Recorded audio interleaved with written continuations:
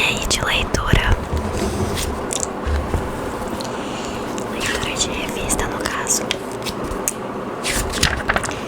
E trouxe aqui essa aqui pra fazer a continuação. Já fiz a parte 1.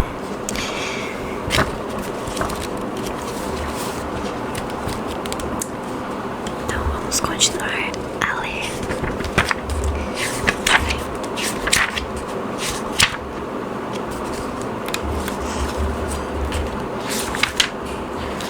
Esse aqui eu li, esse aqui também. Foi. Esse aqui também. Acho que essa aqui também. Essa também. Essa aqui também. Eu acho que eu parei aqui.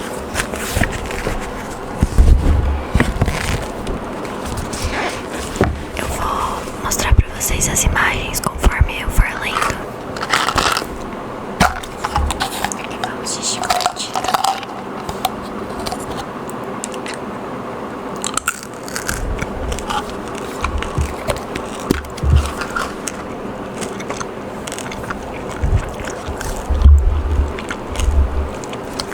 Sempre fica muito dividido. Tem gente que, quando eu faço sem chiclete, muita gente pede pra eu fazer com chiclete. Mas aí ao mesmo tempo, quando eu faço, tem gente que não gosta e reclama. Mas eu vou fazer com.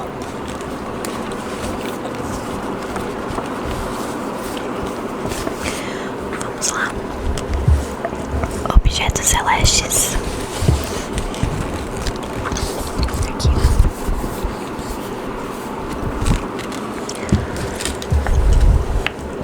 O universo consiste de energia, espaço e matéria. Uma parte da matéria vagueia pelo espaço como átomos isolados ou moléculas gasosas simples. Outra se agrega em escalas diversas.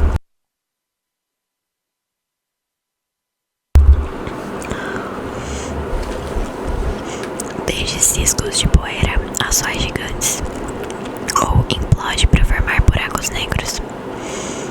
A gravidade liga todos esses objetos nas grandes nuvens e discos de matéria, as galáxias. Ué, tinha a impressão que eu já li. Essas, por sua vez, se ajuntam em aglomerados e formam os maiores de todos os objetos, os superaglomerados. Gás, poeira e partículas.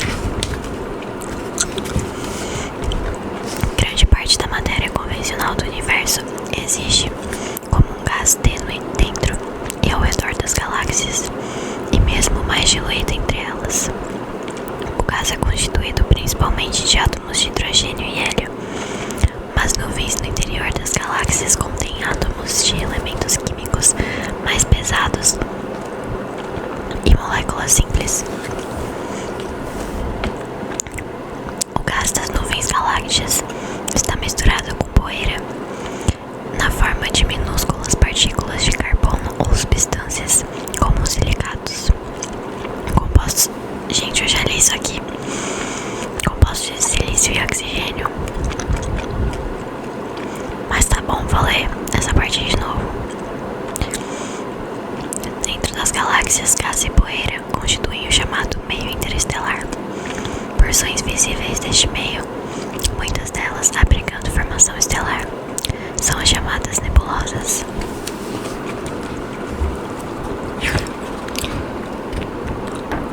Eu acho que eu li essa página aqui só, essa aqui não.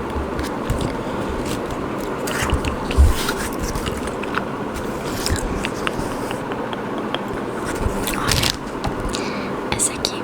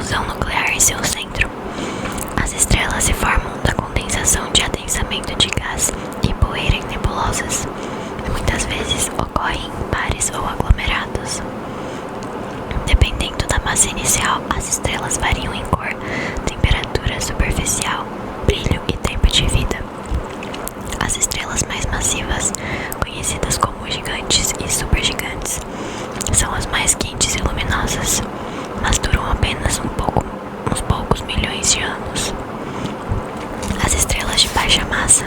As mais numerosas são pequenas, fracas e vermelhas e podem viver bilhões de anos. Ainda menores são as anãs marrons. Estas são estrelas que falharam com a massa e temperatura insuficientes para sustentar a fusão nuclear estelar e emitem apenas uma débil luminosidade. Anãs marrons podem dar conta de boa parte da matéria convencional do universo.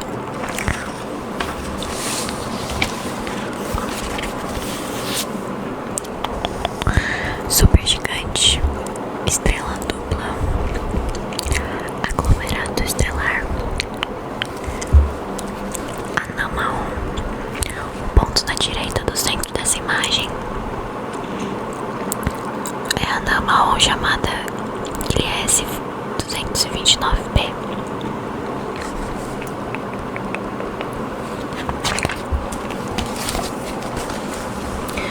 Remanescentes estelares.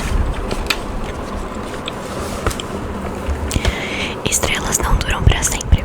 Mesmo as menores, as anãs vermelhas de vida mais longa, no fim se apagam. As de massa intermediária, como o Sol, expandem em grandes escalas de baixa densidade, as chamadas gigantes vermelhas, antes de expelirem a maior parte de suas camadas exteriores. Elas então colapsam para formar anãs brancas, que gradualmente se resfriam e se apagam. As camadas do material expulso em expansão em volta dessas estrelas constituem as nebulosas planetárias. Embora não tenham nada a ver com planetas. Estrelas com maior massa têm fim ainda mais espetacular,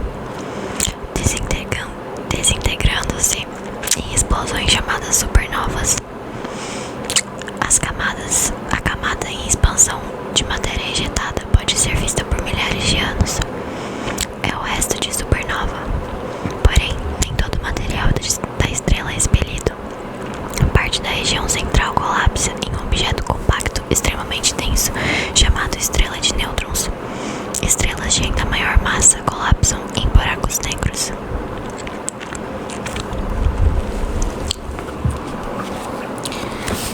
Resto de supernova. Isso aqui é nebulosa planetária.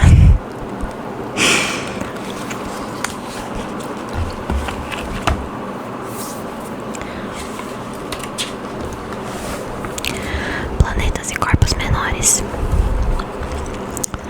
Acredita-se que o sistema solar, nossa própria estrela, o Sol e tudo que gira em torno dele, foi formado de uma nuvem de gás e poeira que se condensou em um disco em rotação, o chamado disco protoplanetário. O material central se tornou o Sol, enquanto o material exterior formou os planetas e outros objetos menores, frios. Um planeta é uma esfera orbitando uma estrela. E diferentemente de anãs marrons, sem produzir fusão nuclear, como planetas e discos protoplanetários em torno de outras estrelas da nossa galáxia, é provável que planetas sejam comuns no universo. No sistema solar, os planetas ou são gigantes gasosos como Júpiter, ou corpos rochosos menores como a Terra e Marte. Já os corpos menores encaixam-se em diversas categorias. Luas são objetos que orbitam planetas e asteroides. Asteroides são corpos rochosos com diâmetro entre 50 metros e 1000 quilômetros. Cometas são blocos de gelo e rocha.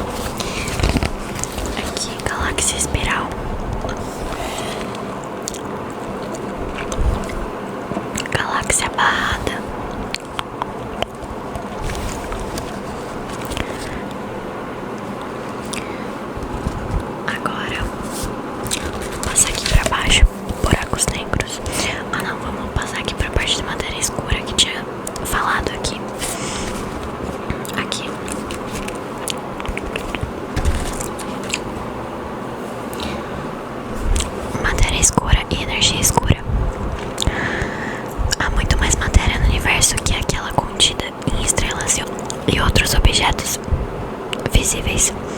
A matéria invisível é chamada matéria escura. Sua composição é incerta.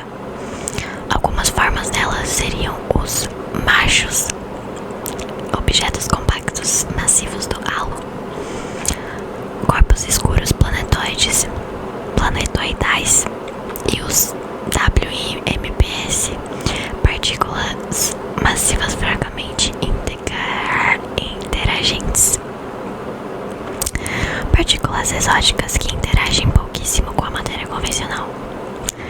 Os movimentos de galáxias em aglomerados constituem uma evidência de matéria escura. Elas se movem mais rápido que a gravidade. Apenas da matéria visível posso explicar.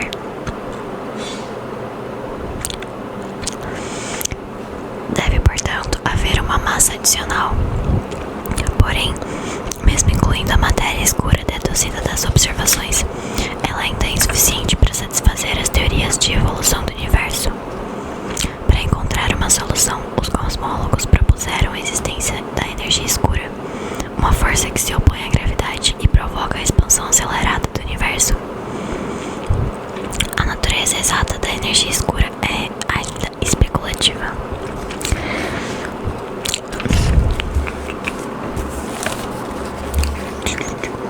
Distribuição da matéria escura. Essa imagem de uma simulação computacional mostra o modo como matéria escura deve distribuir-se dentro dos superaglomerados de galáxias do universo local.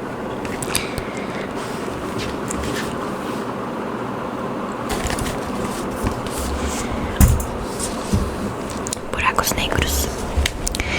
Um buraco negro é uma região do espaço contendo no seu centro matéria comprimida até um ponto de densidade infinita, a chamada singularidade. Dentro de uma região esférica em torno da singularidade, a atração gravitacional é tão forte que nada consegue escapar, nem mesmo a luz. Buracos negros podem ser detectados, portanto, somente a partir do comportamento do material ao seu redor. Aqueles até agora descobertos tipicamente têm um disco de matéria e poeira em rotação em torno do buraco. Lançam jatos de material a alta velocidade ou emitindo radiação, como o raio-x, à medida que matéria cai no buraco. Há dois tipos principais de buracos negros: os supermassivos e os estelares.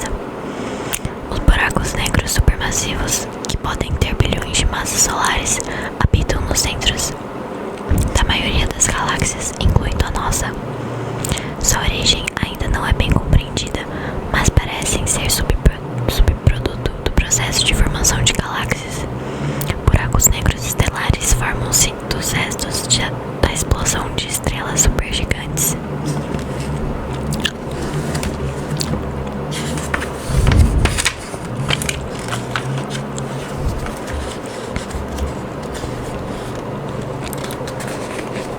Aglomerados de galáxias.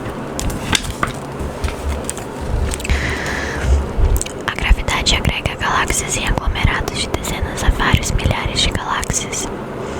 Os diâmetros dos aglomerados variam de 3 a 30 milhões de anos-luz.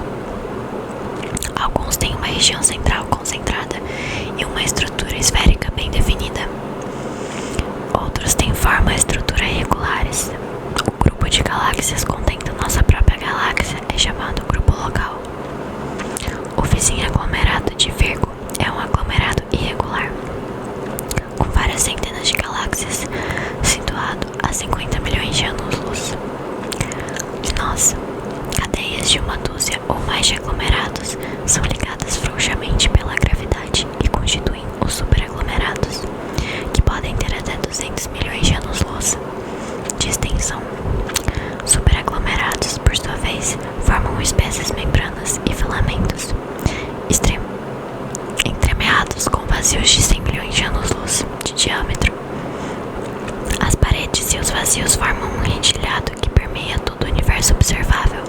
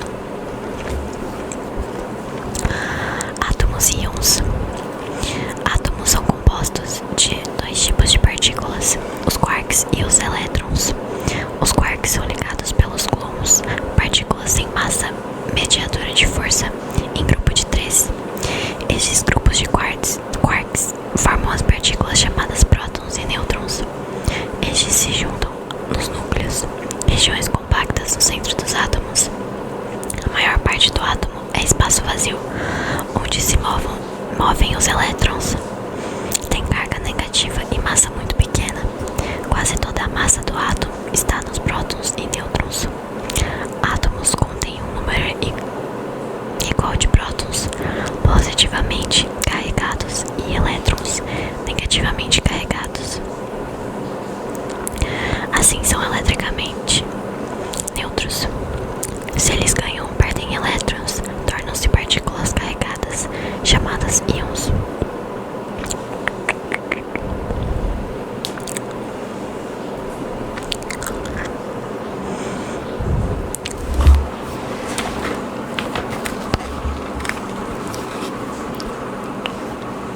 Matéria luminosa.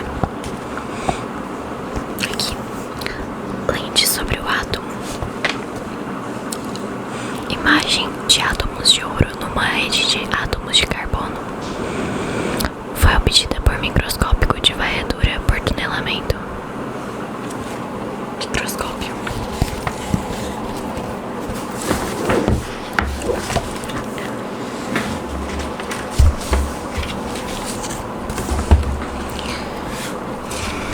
Elementos químicos.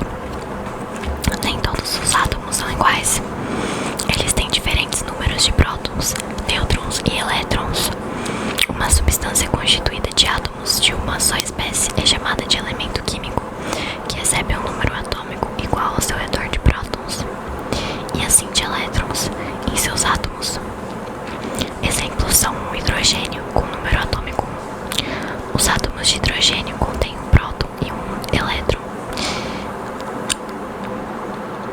Hélio e carbono.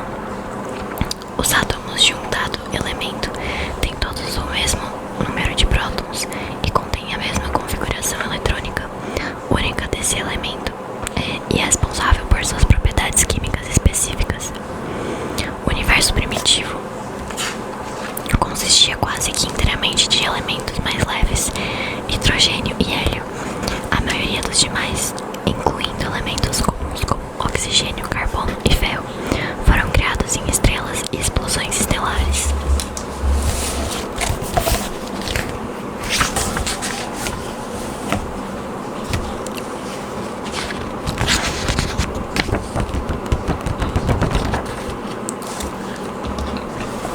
Compostos químicos.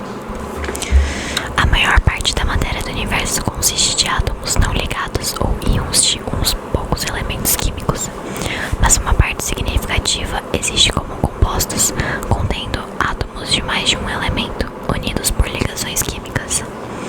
Compostos aparecem em corpos como planetas e asteroides, em organismos vivos e no meio interestelar. Em compostos iônicos como os sais, os átomos permutam elétrons e os resultantes